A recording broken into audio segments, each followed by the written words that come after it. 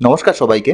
2024-এ আমাদের বাজেট কিন্তু পেশ হয়ে গেল। তা আজকের ভিডিওতে আমরা দেখব এই বাজেটের ফলে আমাদের ইনকাম ট্যাক্সে কি ধরনের চেঞ্জেস আসলো এবং এর ফলে আমাদের কোনো ধরনের কোনো সুবিধা কি আমরা পাবো নাকি আমাদের অসুবিধা আরও বাড়বে। তাহলে বন্ধুরা শুরু করা যাক আজকের ভিডিও। তা আজকের ভিডিওতে আমরা প্রথমত 4-5টি পয়েন্ট নিয়ে আলোচনা করব অথবা দেখব বলা যায়, যেই 4-5টি পয়েন্ট ডাইরেক্টলি আমাদের ইনকাম ট্যাক্সের সাথে সম্পর্কিত। প্রথমে দেখে নিই আমাদের ইনকাম ট্যাক্সের স্ল্যাব রেটের কি ধরনের পরিবর্তন ঘটছে। প্রথমত বলে রাখি, ওল্ড যে ট্যাক্স রেজিম আছে তার মধ্যে কিন্তু কোনো ধরনের কোনো পরিবর্তন ঘটছে না, যেরকম ছিল সেরকমই কিন্তু আছে। এর দ্বারা একটা জিনিস কিন্তু আমরা আরো বুঝতে পারলাম যে ওল্ড ট্যাক্স রেজিমকে গভর্নমেন্ট আস্তে আস্তে বন্ধই হয়তো করে দিতে চায়। যে ওল্ড ট্যাক্স রেজিম থাকুক সেটা গভর্নমেন্ট হয়তো চায় না, এখনই একসাথে করে দিতে হয়তো চাইছে না। তার কারণ যে হয়তো অনেকের মধ্যে একটা অসন্তুষ্টি তৈরি হতে পারে, কিন্তু ধীরে ধীরে হয়তো এমন একটা জায়গায় নিয়ে চলে আসবে যেখানে ওল্ড ট্যাক্স রেজিমের গুরুত্ব আর সেইভাবে মানুষের কাছে থাকবে না। কিন্তু নিউ ট্যাক্স রেজিমের স্ল্যাব রেটে গভর্নমেন্ট কিন্তু বেশ কিছু পরিবর্তন এনেছে।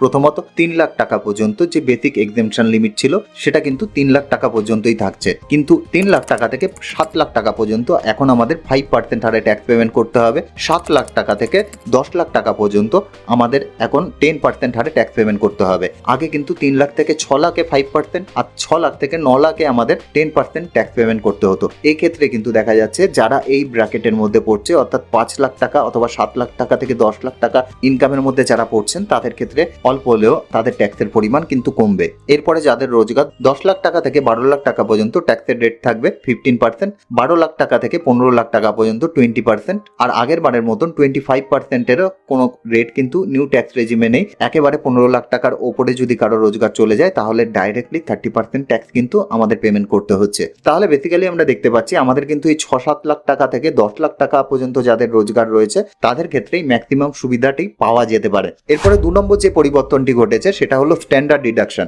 এর আগে পর্যন্ত ওল্ড ট্যাক্স রেজিম আর নিউ ট্যাক্স রেজিম দুটো ক্ষেত্রেই স্ট্যান্ডার্ড ডিডাকশন 50,000 টাকা পর্যন্ত ছিল, কিন্তু এবছর বাজেটে বলা হলো নিউ ট্যাক্স রেজিমে স্ট্যান্ডার্ড ডিডাকশনের পরিমাণ 75,000 টাকা করে দেওয়া হয়েছে, কিন্তু ওল্ড ট্যাক্স রেজিমে স্ট্যান্ডার্ড ডিডাকশন 50,000 টাকায় থাকছে। অর্থাৎ 7 লাখ টাকা পর্যন্ত যাদের রোজগার আছে, স্যালারিড পার্সেন্ট অবশ্যই অথবা পেনশনার, তার সাথে 75,000 টাকা অর্থাৎ 7,75,000 টাকা পর্যন্ত রোজগার হলে কারোর কোনো ধরনের ট্যাক্স পেমেন্ট করতে হবে না যদি সে স্যালারিড অথবা পেনশনার হন। এবার 3 নম্বর যে পরিবর্তনটি এসছে সেটা হলো ফ্যামিলি পেনশনের ক্ষেত্রে। অনেকেরই বক্তব্য থাকে যে ফ্যামিলি পেনশনের দিকে গভর্নমেন্ট খুব একটা নজর দেন না, কিন্তু এবার গভর্নমেন্ট একটু হলেও নজর দিয়েছে। ফ্যামিলি পেনশনে ন্যাচারালি যে জিনিসটা থাকে যে আমরা 15,000 টাকা পর্যন্ত আমরা ম্যাক্সিমাম রিবেট পেয়ে থাকি অথবা ডিডাকশন পেয়ে থাকি বলা যায়, কিন্তু এই বছর আমাদের ম্যাক্সিমাম যে ডিডাকশন ওটা 15,000 টাকা থেকে বাড়িয়ে 25,000 টাকা পর্যন্ত নিয়ে যাওয়া হয়েছে। অর্থাৎ 1/3 অফ দ্য পেনশন আর 25,000 টাকা যেটা কম সেই ডিডাকশনটাই কিন্তু আমরা পাবো। 4 নম্বর যে পরিবর্তনটি করা হয়েছে সেটা কিন্তু লং টার্ম ক্যাপিটাল গেনের ক্ষেত্রে।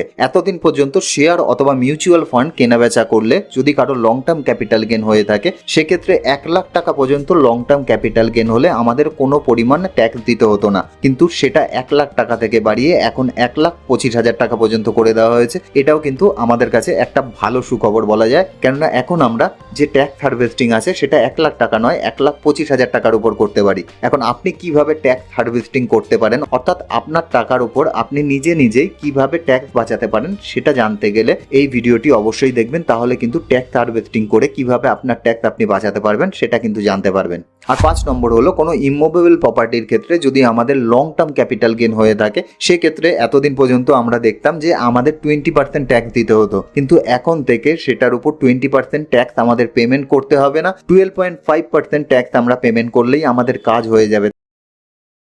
শর্ট টার্ম ক্যাপিটাল গেনের ক্ষেত্রে আমরা আগে কিন্তু দেখতে পারতাম যে গভর্নমেন্ট আমাদের উপর 15% ট্যাক্স নিত শেয়ার অথবা মিউচুয়াল ফান্ডের ক্ষেত্রে। এখন থেকে কিন্তু শর্ট টার্ম ক্যাপিটাল গেন আমাদের হয় তাহলে গভর্নমেন্ট বলছে যে আমাদের 20% ট্যাক্স দিতে, অর্থাৎ 5% ট্যাক্স আপনাকে এক্সট্রা পেমেন্ট করতে হচ্ছে। এডুকেশন শেষ আর সারচার্জ যদি যোগ করেন, যদি আপনার ক্ষেত্রে অ্যাপ্লিকেবল হয়, সেটার পরিমাণ কিন্তু আরো অনেকটাই বেশি দাঁড়াচ্ছে।